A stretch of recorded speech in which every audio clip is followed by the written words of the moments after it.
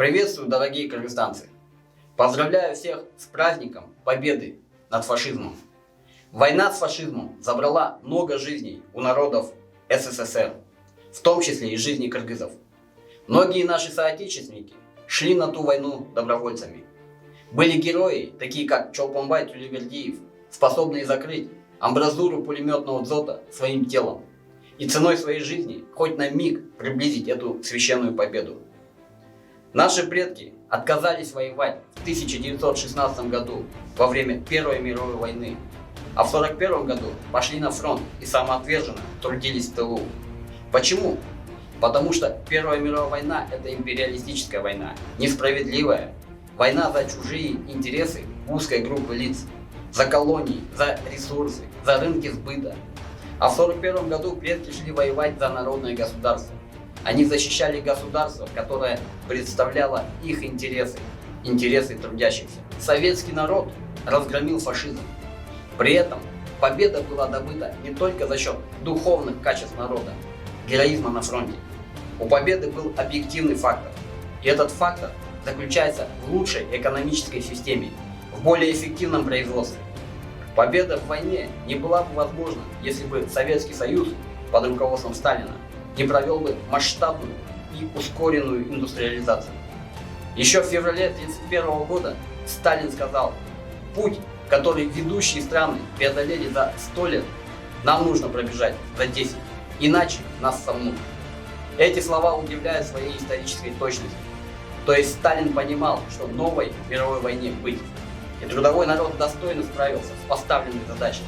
За 10 лет сталинская экономика обеспечила стремительный рост производительных мощностей и объемов производства тяжелой промышленности. По ВВП и производству промышленной продукции СССР уже в середине 30-х годов вышел на первое место в Европе и на второе место в мире, уступив только США и значительно превзойдя Германию, Великобританию, Францию. За неполных 3 пятилетки в стране было построено 364 новых города, сооружено и введено в действие 9 тысяч крупных предприятий. Колоссальная цифра, правда? По 2 предприятия в день. Для сравнения, напомню, что мы в Кыргызстане 3 десятка лет не можем построить одну, не самого большого размера гидростанцию. Джируй только в этом году сумели запустить, и то с помощью иностранного инвестора. То есть мы даже копать гору и добывать золото сами не можем, не говоря уже про создание машин, техники, электроники. В общем, сталинская плановая экономика позволила не только победить фашизм. Атомная энергетика, ядерное оружие, запуск человека в космос – все это результаты сталинской плановой экономики. К сожалению, после смерти Сталина по-настоящему плановая экономика еще продолжала по инерции работать всего 5-7 лет. И в начале 60-х она фактически была свернута экспериментами Хрущева, реформами Косыгина и Либермана. В Советском Союзе началась буржуазная контрреволюция, которая окончательно оформилась в 1991 году. После настали времена бандитского капитализма, в логическом развитии которого мы живем по сей день. Но это уже другая история. А напомнить про сталинскую плановую экономику меня побудили вопли некоторых, так сказать, либерально настроенных граждан, которые в порыве слабоумия с пеной у рта обвиняют Сталина в репрессиях якобы десятков миллионов граждан. Либеральная пропаганда в своем вранье не знает никаких пределов.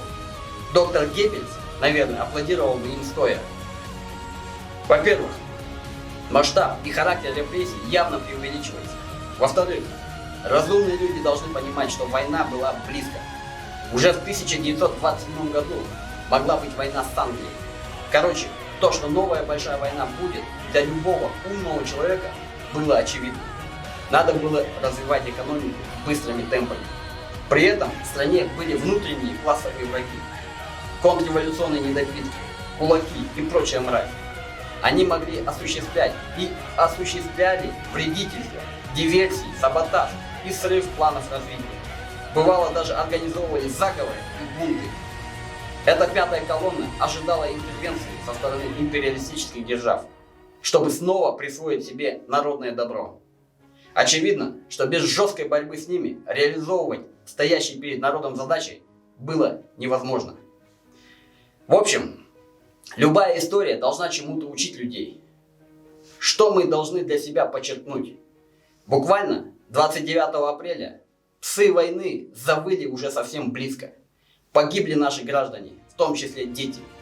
И теперь, думаю, у народа Кыргызстана упали с глаз розовые очки. Необходимо укреплять государство и армию. Мне не хотелось бы повторять фразу, уже ставшую банальностью, но, видимо, придется повторить. Хочешь жить в мире, готовься к войне. И готовиться к войне – это означает, в первую очередь, налаживать производство и экономику. Героизм бойцов – это, конечно, хорошо, но у воинов должно быть современное, надежное оружие в нужных количествах. Они должны быть подготовлены к войне во всех смыслах. И тут нам на помощь могут прийти уроки Сталина. Нужна плановая экономика. Ее эффективность, ее мощь проверена временем, доказана историей. Применяя ее, можно совершить производственный и экономический рывок, подобно тому, как это сделал Советский Союз. Тем более, что в наше время, в век развитых компьютерно-информационных технологий, робототехники, когда на подходе искусственный интеллект, наладить эффективное государственное плановое хозяйство становится задачей вполне осуществимой. Такая экономика не только может подготовить страну к катаклизмам типа войн и эпидемий, но и в принципе обеспечить благополучие и развитие каждого кыргызстанца. А с такой экономикой, как у нас сейчас, когда средства производства принадлежат олигархическому классу, говорить о долгосрочной устойчивости нашей страны ко всякого рода испытаниям просто не приходится.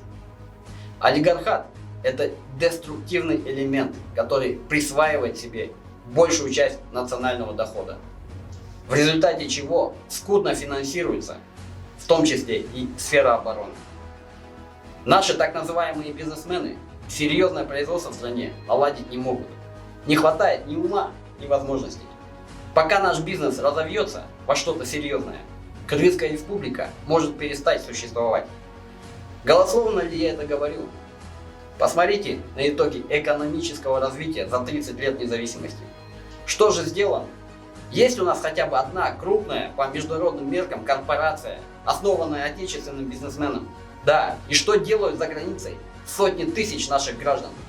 Не это ли простейшие признаки так называемой эффективности нашей экономики? Нет у нас больше времени. Нам необходимо срочно укреплять страну. Просто штрафовать коррупционеров недостаточно. Нынешняя система снова и снова будет их порождать. Нужно государству национализировать прибыльные отрасли экономики, такие как, например, продажа лекарств, продажа ГСМ, банковский сектор, мобильная связь и прочее. Надо направить все потоки на организацию новых производств, новых отраслей, может быть даже на производство новых видов оружия. Если мы хотим стать крепкой страной, то альтернативы нашему плану нет. Последние события показали, что если мы не укрепимся, то, как говорил Сталин, нас сомнут. Всегда может появиться диктатор со своим олигархическим планом, который в целях удержания власти попытается столкнуть народы. В общем, друзья, еще раз всех с праздником. Будьте здоровы и мира вашему дому. Призываю всех стараться критически осмысливать наше с вами общественное бытие и делать правильные выводы из истории. Она может подсказать пути решения современных проблем.